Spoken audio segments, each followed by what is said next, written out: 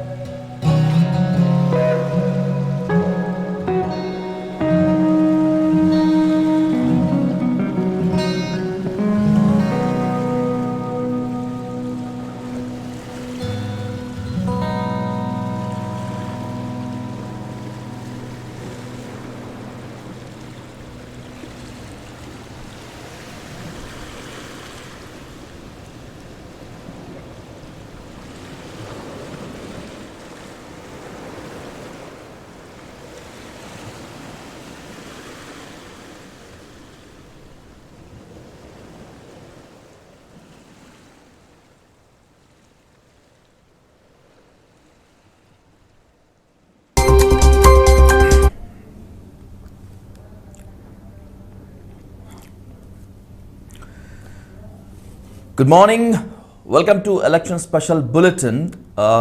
తెలంగాణ వ్యాప్తంగా 119 నియోజకవర్గాల్లో కౌంటింగ్ కొనసాగుతోంది. ఉమ్మడి ఖమ్మం జిల్లా, నల్గొండ జిల్లాల్లో కాంగ్రెస్ ముందంజలో ఉంది. కాంగ్రెస్ ముందంజలో ఉండడంతో హస్తం క్యాడర్ అంతా జోష్లో మునిగిపోయింది. హైదరాబాద్లోని గాంధీ భవన్లో కాంగ్రెస్ శ్రేణుల సంబరాలు మిన్నడుతున్నాయి. అయితే ఇదే ఫ్లో కొనసాగిస్తుందా హస్తం, లేదంటే కనుక మధ్యలో వెనక్కి తగ్గుతుందా అనేటువంటిదే ఇప్పుడు $1 మిలియన్ క్వశ్చన్. ఎందుకంటే ఎగ్జిట్ పోల్స్ మొత్తం అంతా కూడా కాంగ్రెస్కు ఫేవర్గా చెప్పినటువంటి ఈ నేపథ్యంలో తెలంగాణ సీఎం కేసీఆర్లో కనిపించినటువంటి ఆ ఆత్మస్థైర్యం, ఆ సెల్ఫ్ రెస్పెక్ట్, ఆ సెల్ఫ్ కాన్ఫిడెన్స్ అనేటువంటిది అనేక అంచనాలని మరింతగా తెర మీదకు తీసుకువచ్చింది. ఎగ్జిట్ పోల్స్ అనేవి నిజమవుతాయా? ఎగ్జిట్ పోల్స్కి, పీపుల్స్ పల్స్కి, ఓటర్ పల్స్కి తేడా ఉందా?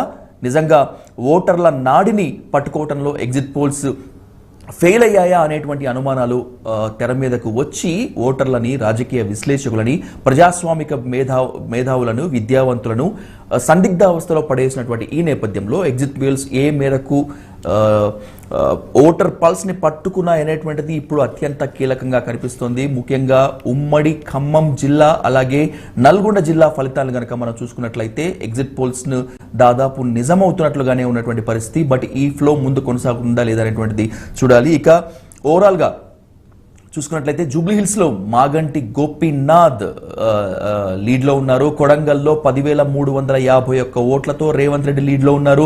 కొడంగల్లో రేవంత్ రెడ్డి ముందంజలోకి వచ్చి ఇది లీడ్ తీసుకొచ్చారు.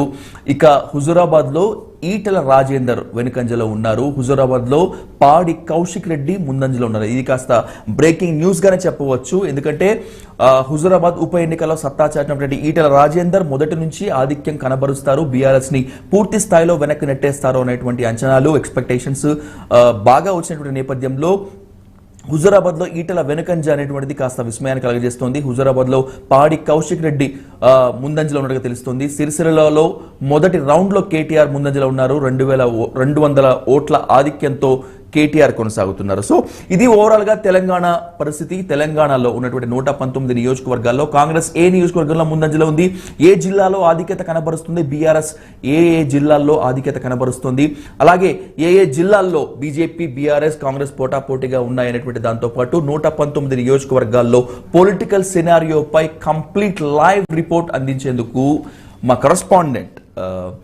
సంజయ్ లైన్లో ఉన్నారు. అలాగే లైవ్ అందించేందుకు సిద్ధంగా ఉన్నారు. సంజయ్ లైవ్ రిపోర్ట్ చూద్దాం. సంజయ్.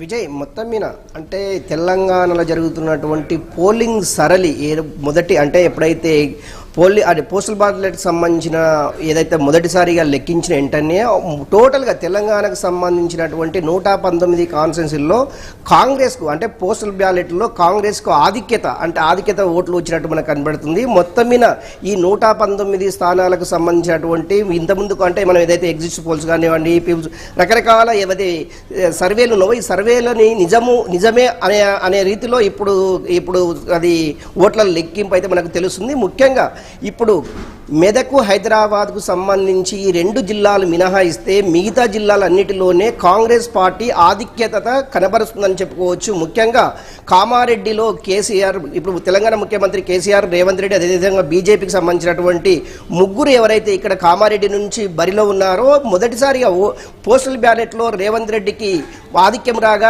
2వ స్థానంలో బీజేపీ అభ్యర్థి, 3వ స్థానంలో కేసీఆర్ రావడం జరిగింది. తర్వాత మెల్లమెల్లగా అంటే ఇది పుంజుకొని బీజేపీ అభ్యర్థి ప్రస్తుతం కామారెడ్డిలో ముందంజలు ఉన్నారు. మొదటి రౌండ్ కంప్లీట్ అయ్యేసరికి మొత్తం టోటల్గా తెలంగాణలో కొన్ని ప్రాంతాల్లో 119 స్థానాలకు గాను ఇప్పటికీ 75కు పైగా స్థానాల్లో మొదటి రౌండ్ పూర్తయిందని చెప్పుకోవచ్చు. ఈ మొదటి రౌండ్లో అంటే ఒకటి సిరిసిల్లకు సంబంధించినటువంటి కేటీఆర్, సిద్దిపేటకు సంబంధించినటువంటి హరీష్ రావు, గజ్వెల్కి సంబంధించినటువంటి ముఖ్యమంత్రి కేసీఆర్, అదేవిధంగా అది ఇప్పుడు హుజురాబాద్కు సంబంధించినటువంటి పైడి కౌశిక్ రెడ్డి, ఇతను అంటే గత ఉప ఎన్నికల్లో అధిక మెజారిటీతో గెలిచినటువంటి ఈటల రాజేందర్ ఇప్పుడు ఎన్నికంజలో పడడము, కౌశిక్ రెడ్డి ముందంజలో ఉండడము కొంత రాష్ట్ర రాజకీయాల్లో కొంత చర్చ అయితే జరుగుతుంది. పెద్ద బ్రేకింగ్ న్యూస్ అని చెప్పుకోవచ్చు. అదేవిధంగా పాలకుర్తికి సంబంధించినటువంటి ఎర్రబెల్లి దయాకర్రావు మంత్రిగా ఉన్నటువంటి ఆ పైన ఉన్నటువంటి 26 సంవత్సరాల అమ్మాయి యశస్వరెడ్డి ఇప్పుడు కాంగ్రెస్ పార్టీ నుంచి ఆ అమ్మాయి ముందంజలో ఉంది. అదేవిధంగా వనపర్తికి సంబంధించినటువంటి మంత్రి నిరంజన్ రెడ్డి పైన కూడా పోస్టల్ బ్యాలెట్లో కాంగ్రెస్ అభ్యర్థి ముందంజలు ఉన్నారు. తర్వాత మొదటి రౌండ్ వచ్చేసరికి 194 ఓట్లతో నిరంజన్ రెడ్డి ముందంజలు ఉన్నారని చెప్పుకోవచ్చు. అదేవిధంగా ఇప్పుడు కొడంగల్కు సంబంధించినటువంటి రేవంత్ రెడ్డి ప్రాతినిధ్యం వహిస్తున్నటువంటి కొడంగల్లో బీఆర్ఎస్ అభ్యర్థి పైన 10,000 ఓట్ల పైచీలకు ఆయన మొదటి రౌండ్లోనే ముందంజలు ఉన్నారని చెప్పుకోవచ్చు. మొత్తం మీద టోటల్గా మొన్న అనుకున్నట్టు ఎవరైతే కాంగ్రెస్ నాయకులు కరాఖండిగా చెప్తున్నది అంటే ఖమ్మం జిల్లాకు సంబంధించినటువంటి బీఆర్ఎస్ అది గెలిచి ఎమ్మెల్యే అసెంబ్లీ గేటును తాకనీయను అనేసి ఏదైతే పొంగులేటి శ్రీనివాస్ రెడ్డి ధీమా వ్యక్తం చేశారో అలాంటి పరిస్థితుల్లో ఇప్పుడు ఖమ్మం కానివ్వండి, నల్గొండ కానివ్వండి, వరంగల్కి సంబంధించినటువంటి కొన్ని కాన్స్టిట్యూన్సీలకు సంబంధించినటువంటి కాంగ్రెస్ పార్టీ ఆధిక్యత కొనసాగుతుందని చెప్పుకోవచ్చు. ఇప్పుడు ఉన్నటువంటి మొదటి రౌండ్ కంప్లీట్ అయ్యి రెండవ రౌండ్లో కూడా కొన్ని ప్రాంతాల్లో ఇప్పుడే కొన్ని నియోజకవర్గాలకు సంబంధించినటువంటి ఇప్పుడే మనకు రిజల్ట్ బయటికి వస్తున్న క్రమం అయితే మనం చూస్తున్నాము. ఇందులో కూడా కాంగ్రెస్ పార్టీ ఆధిక్యత కనబరుస్తున్నట్టు ఉంది.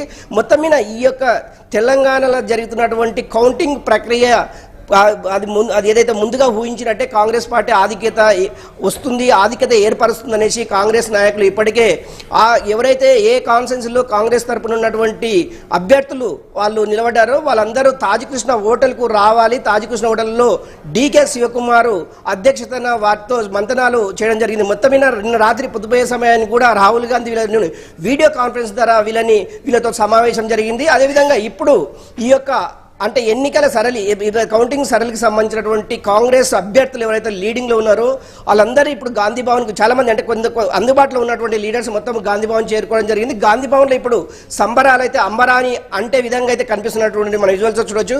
ఇట్లాంటి క్రమం అయితే తెలంగాణ ఈ 119 స్థానాలకు సంబంధించినటువంటి కాంగ్రెస్ పార్టీ ఆధిక్యత కొనసాగుతుందని చెప్పుకోవచ్చు. అదేవిధంగా చార్మినార్కి సంబంధించిన ఓవరాల్